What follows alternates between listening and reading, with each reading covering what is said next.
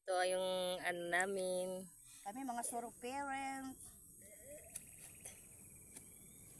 Nagtatanim lang kami para kami Kain. makakain.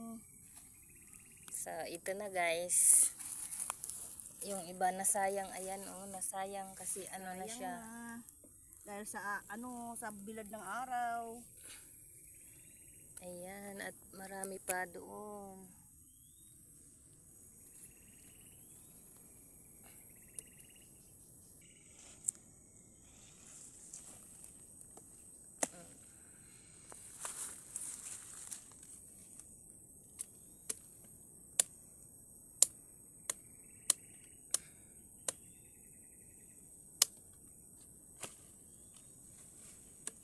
So, kailangan natin tanggalin dyan sa ano.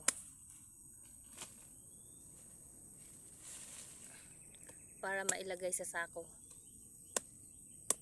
Ayan, tanim na yan guys.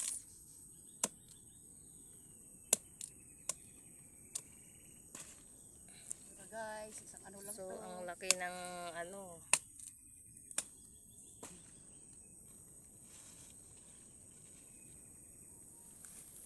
Ayan.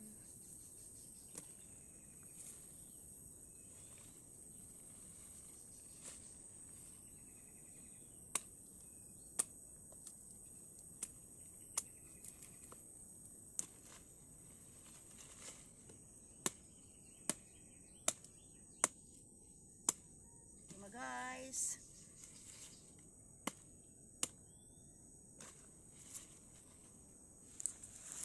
So, ito na guys, ang kamuting kahoy at ito yung kamuti.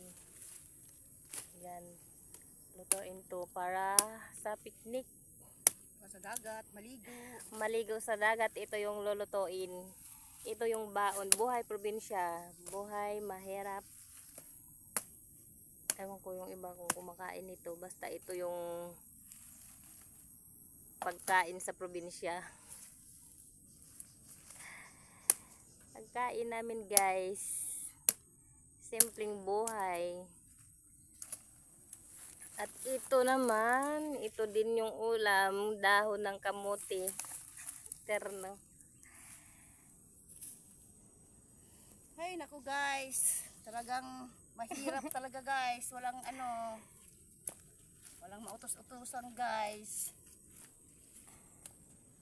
So, dahil nga solo parent, kailangan ng magtiyaga.